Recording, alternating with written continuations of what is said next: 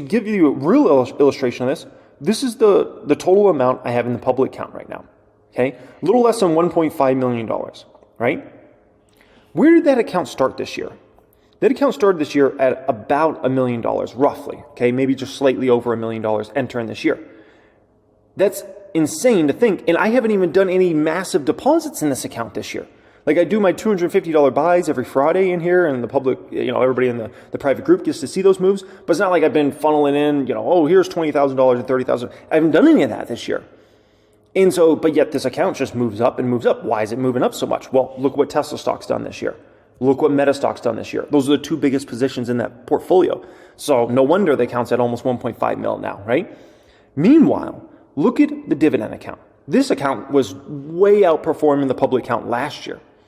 The dividend account, $154,000 in there, right? I do my $250 buys each week in there, right? By the way, down another 2,600. Did you see the performance today in the public account? The public account was up, 20-something thousand dollars? And look at this, down $2,000+ in the dividend portfolio, right? Look at the dividend portfolio. Hasn't done a dang thing the entire flipping flapjacking year. At the beginning of the year, it was hot. It was up to almost $200,000, right? Hasn't done anything the entire year. That goes to show you how much of a diverging market we have at this point in time, where these Dow-related stocks, these dividend stocks, the safety plays, right? They can't do anything right. It's almost like they're in the biggest bear market ever. And then you got these other stocks that are just, it's off to the races with them. And they're showing no signs of slowing down. Like Palantir, Meta, these sorts of companies, I don't think they're going to slow down anytime soon. Even Nvidia, it's like, you're going to really sell out of Nvidia right now? You're going to really sell out of Nvidia right now if you hold Nvidia? When they just said they're going to do $11 billion next quarter, that means that's basically in the bag. But what if they do 11.5? What if they do 12? What's the guidance for next quarter going to be for Nvidia? What are we talking about? Another 11 billion? Or are we talking about 12? Are we talking about 13 weeks? Like, what type of number are we talking about for next quarter for Nvidia? Because we know this AI movement is just not just a one quarter thing. This is going to be a multi-year thing. Well, what do we even have to factor in? So you're going to sell out of Nvidia when they just reported the most shocking guidance of any public company I've ever seen in 15 years? Come on, man. And so Nvidia, I wouldn't be surprised if that's 400 plus before you know it. Meta's on its way to 300 plus. Palantir's on its way to, I would say, 1750 and then beyond. And so a lot of those stocks, I don't see the moves slowing down anytime soon. Meanwhile, for these other stocks, I don't know if there's anything that saves them in the short term, to be quite honest, right? Here's the thing. If you've been hiding out all your money in safety stocks, let's say, for instance, right? Betting that, it's end of the world, a huge recession, blah, blah, blah. And then Nvidia comes out and says, we're going to grow revenue 60% plus next quarter, right? And we just went through earnings season. And what we heard is actually companies are fairly optimistic on the back half of this year, right? You start to lose more and more confidence in terms of your recessionary calls and hiding out in all these safety plays, right? All these safety stocks that are supposed to be the safe place to put your money, you slowly starts to erode. And I can tell you if next quarter, again, we skate through that and let's say companies get even a little more optimistic, right? As time rolls on, you start saying, what the heck am I doing hiding out in Kraft Heinz stock? What the heck am I doing hiding out in, Campbell's Soup? In General Mills, I should probably position out of these, right? You start to say, why am I just in treasuries? I need a position into, and so that's a whole game plan that hasn't even, I think we're at the infant stage of that. I think if you go through next quarter and earnings are looking even better for companies and they get more optimistic than they were this past quarter and things look a little more clear, I can tell you the positioning for the back half of this year will be a flood of money. And if you think the move we've seen so far is a big move you haven't seen yet, especially if you start seeing CPI with a 3 and then 2s. I think we're headed there sooner rather than later, which then takes out the inflationary problem out of the picture for at least the next 12 to 18 months. Oh boy. Nvidia just beat revenue guidance by about $4 billion, right?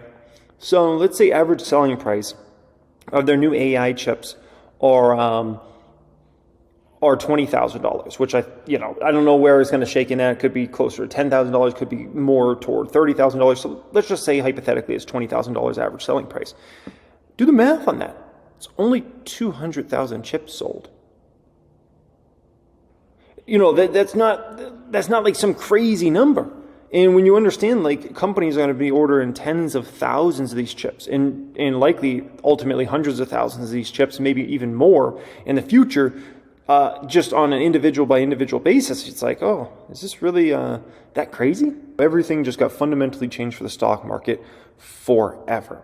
Because what just transpired was Nvidia blowing the doors off and saying, a lot of people are looking at this whole AI movement and they're like, been trying to figure out, wait, is this just some hype thing? Is this just some bubble? Like, is there anything of substance here?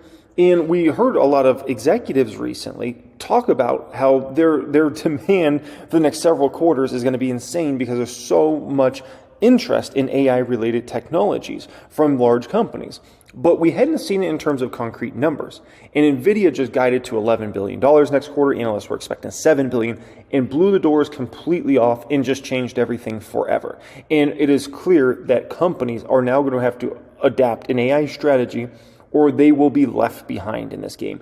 As companies had to adapt PCs for their workforces or they were left behind in the 1980s, right? The same exact thing's happening now, and this is not just some 1 quarter game or 1 year thing. This is going to be a multi-year, if not multi-decade game when it comes to AI. And obviously, you see stocks prospering that are playing in this space, right? Nvidia obviously was the biggest beneficiary, as they should be, given the guidance they just gave, right? AMD had a huge move up. Adobe is seen as having a good AI strategy moving forward. Palantir was obviously up almost 5% here today, which is still being disrespected in terms of the AI movement. You know, I watched Fast Money today, right at the beginning of Fast Money. It frustrated me so bad. You know what they say? They say, oh, look at all these AI stocks. They show all these different AI stocks. Even in C3 AI, they even show, which some people debate is that actually an AI company, okay? Did they mention Palantir? Absolutely not. And it's like, you know, this is one of the most obvious AI plays out there. But at the same time, you know, the longer the Wall Streeters try to ignore it, the more it's, we got time on our hands to potentially add a lot more shares here, right? Microsoft made a big move up, and it's become apparent that this AI technology is not just some talked about hype thing. It's here. It's now. And it's about to take off like a rocket ship. This is my AI stocks watch list here, okay? Now, this doesn't mean these are only stocks that can benefit from AI. There can be other companies as well. Okay, this is just my personal list for AI stocks. Adobe, Tesla, Microsoft, Google, Palantir, Meta, Nvidia, Amazon, AMD. Okay, obviously the number one best position for AI, right, artificial intelligence, is Nvidia. There's no doubt about that, right? Because at the end of the day, like, what's going to be the backbone of everything AI? It's the chips. Okay, but what's number two? In my opinion, based upon all this study I've done, it's Palantir. They're the second best positioned, in my opinion, in the public market to thrive with AI. And the game changer that's for their business model is absolutely massive, right? The thing with a company like Microsoft, right? You say, okay, they got a massive investment in ChatGPT. That should be hugely successful. So that helps Microsoft, and maybe they have other products and things like that. The problem with Microsoft, it's such a huge business overall. It's a multi-trillion-dollar market cap. To move the needle on Microsoft, it has to be so gargantuanly big, it's ridiculous. Palantir, it's a, $20, $30 billion type market cap. For Palantir, this AI is a fundamental change for their business model in the biggest way possible. And so I've been telling people this is just the start, in my opinion, for Palantir. This is just the start of the turn in a massive, massive way. People have been jumping out of the stock trying to take profits. And I'm just like, I think everybody that's taken profits over this past couple of weeks is going to regret every single share they sold. And I'm talking in the biggest way possible. That's my personal opinion. I could be wrong on that. But when I look at the products that Palantir is out there, then the demand for AI, I don't see there being a situation where Palantir doesn't benefit in a game-changing way for their business model. And not just for like the next few quarters. I'm talking for the next many years. Then you tack on S&P 500 inclusion likely coming at the end of this year or at the beginning of 2024. And it's off to the races, man. And so we'll see what happens there. But don't be surprised if Palantir comes in with much better earnings than expected over the next many quarters. And if they do that, guess what? Analysts have to jump on the bandwagon of upgrades, price target raising, right? Initiations, especially as it gets closer to S&P 500, and then it gets in the S&P 500, you have more analysts coming on, covering the stock.